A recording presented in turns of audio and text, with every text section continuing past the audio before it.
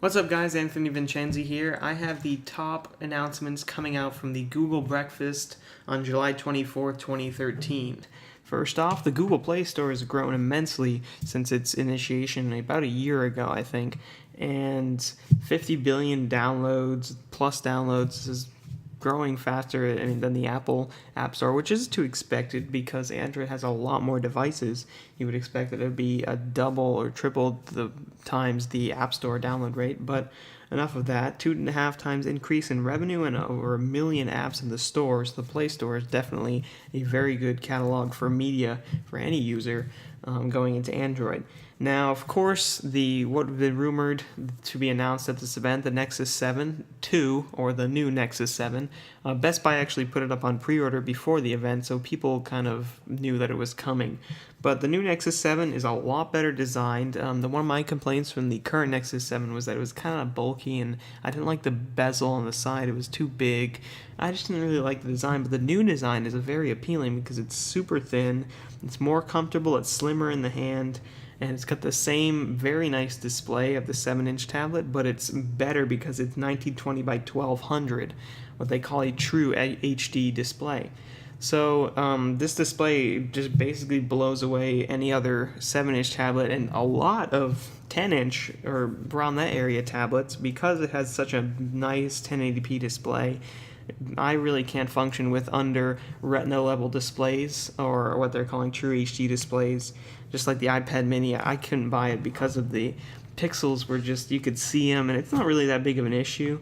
But to me, I would just rather go with a better tablet, and that's why the screen of the Nexus 7 is more appealing. So it's got a very simple design.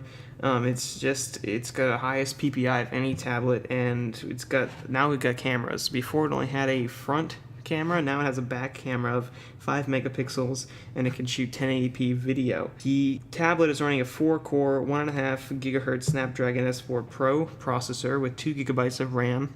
And now, unlike the Nexus 4 phone, you can actually buy an LTE version that is coming out later for $349. So for the price of an iPad mini, around there, you could buy an LTE model, 32 gigabytes of the Nexus 7. So it's a lot more appealing in that aspect if you are into the Google ecosystem. So also it has wireless charging, supporting the Qi standard, which pretty much every wireless charger has. I don't think the other Nexus 7 had wireless charging, but it also has an extra hour of battery compared to the previous Nexus 7. So even though it has a better display, better specs, better processor, it's going to have more battery. So that is good to improve the battery life. Now, another thing that we were expecting was the arrival or announcement of Android 4.3. A lot of people were expecting it to be key lime pie, but from the leaked versions of this Android 4.3, you could see that it wasn't a very big update, so we knew it couldn't be key lime pie. Android 4.3 came with 5 fairly good features, minor features, but things that every Android user could probably use, one of those being the multi-users with restricted profiles. So in Android 4.2, they added multi-user support, and now you can restrict the profiles. So if you have like younger kids using your Android or your tablet, then you can basically take away in-app purchasing. So there's no more of your children buying $6,000 of apps and charging you with it. Now they'll only see the ones that you bought for them.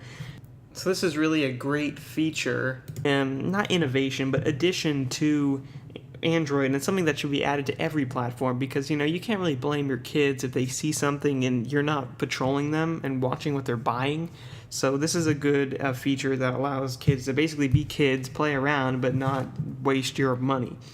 Also, Bluetooth Smart or Bluetooth LE support is added, so you can do fitness sensors. They demonstrated having a heart rate monitor with Bluetooth connected to the Nexus 7, and so you saw that it streamed data from the monitor to the Nexus with the Bluetooth Smart or Bluetooth low energy. Also added to Android 4.3 is the OpenGLES 3.0 standard. So it's the standard for accelerated graphics, and this really is helpful for game developers, helping them to maybe make games for Android other than racing games, because that's all that seems to be on there. Jokes aside, they also added DRM APIs for people like Netflix, so they'll be able to put 1080p content on the Android devices, because they all get upset when you stream 1080p because it doesn't apply to their content restrictions. So also, along with Android 4.3, they added the new Google app designs for tablets. Google Drive got a new tile layout and nav drawer. Chrome got full screen on tablet and translation mode, which is really nice on Android tablets. And Maps also has a nice full screen layout and features they added to the iPad. Just recently came to Android with this update. Hangouts and, of course, a few other Google apps were updated. And also, they added a new section to the Play Store for apps designed just for tablets. So, with no more stretched a phone screen on your tablets, now you can just search for tablet apps and basically apps that are designed well. Android still has that problem that Apple likes to exploit up on their stage, but hopefully that'll change soon and developers can get their acts together and make Android tablet apps. Also, Google added a new Google Play Games app, which kind of de-bloated, or I thought would de-bloat the Play Store and take the games into a separate app, but really it just is more like a game center, like on iPhone, sort of like that, and it's a little more advanced, I'd say, because you got leaderboards, achievements, you can see all your friends and search through Google Plus circles, so it integrates with Google Plus, and you can just search apps and buy games from there, so that's kind of nice. And they also added a new textbooks category. So, yeah, it's not as advanced as textbooks for iPad. At least I don't think. But it's a good addition because then maybe developers can start bringing those really nice interactive textbooks to Android.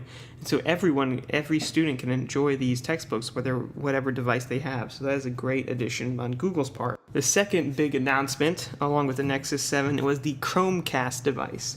Now, I think yesterday or a few days ago, we saw this leaked on Google's support page, and we're like, what the hell is that? Chromecast? What? It's basically a little USB, except it's an HDMI device, the size of a USB drive, and you plug it into your HDMI and your TV, and you can stream a lot of things from your tablet, your phone, or your laptop onto the TV without having to go through any searching or anything. You just go to the YouTube video on your phone and put it on your TV, and then you can do other things on your phone, so it'll stay up on the TV. You can watch, or your friends can watch, and you can be either shut off your phone or browse on your phone and do anything. So there's no cable clutter, and there's just a little cast button on your devices, so on YouTube or apps that integrate with Chromecast, and you press the cast button and it shoots the video or photos or anything up onto your TV. So it's basically AirPlay, but a little different. It's better and worse in some ways. See, with Chromecast, you don't have to have just Apple devices. You can do anything. You don't have to have just Google devices. You can have any device, and as long as developers can integrate this feature into their apps, and you can Chromecast videos, photos, and music, and anything really up into the cloud, and then back onto your TV. So really, it's a very intuitive way of streaming from any device instead of just buying into one ecosystem. You can have a Mac, you can have a PC, and an Android, and an iPad, and it'll all work in Chrome and anything, in YouTube. So you can create video queues for your friends can add to these queues, and you can just watch tons of videos on your TV, but you can do other stuff on your devices. And it's cross-platform, it's got multi-device control, so you can have a phone and a tablet and both control the same videos on both devices. So Pandora and Netflix will be integrating this feature along with all the Google services that will support it, and Chrome, which will be a beta feature at launch. And with Chrome, you can stream your tabs up into Chromecast on your TV, so you can see anything that's in your tabs on your TV, and it'll just take the content. It won't take the URL bar, so it'll just take the central content and put it on your TV, and you can see it on that gorgeous screen. So those are the top 10 announcements coming out of the Android Chrome breakfast in California from Google. Please tell me if you enjoyed this video, what I think about these features. I think Nexus 7 is a great addition, especially if you love Android. It's definitely a lot better than the previous Nexus tablet, and I might even get one just because the design is so much better. And you know, I'm an Apple person, but it's really a nice tablet, and I'd love to try it out because stock Android is a great operating system. I'll also try out Chromecast because I think it's a very simple, intuitive solution to stream anything to your TV without having to buy a $100 device like the Apple TV or a little crappy Roku. It's cheap. It's only going to be $35, and it's going to be, I mean, it's worth it. Just buy it and have just on, even if you have an Apple TV and you can, if you don't feel like turning that on, you can just stream your YouTube up there, and it's great for parties, great for being by yourself or with your cat. I mean, it's great for everyone. So I'd love to try it out. I think there's pretty cool stuff coming out from the Google event, and I'm looking forward to this helping consumers and helping companies maybe innovate in what they're already great services. So, you know, Apple can learn from this, Microsoft can learn from this, and that's basically what's great about tech, is that every company will basically steal these technologies, but they'll make them better. So the consumer wins no matter what. Tell me what you guys think. Please rate, comment, and subscribe. Tell me what I did wrong or did good, and tell me if you want to see more of these reviews of events in the future. And tell me if you want me to pick up a Nexus 7 or a Chromecast and review it, because I'd love to do that. Thanks, guys, for watching, and I'll see you in the next video.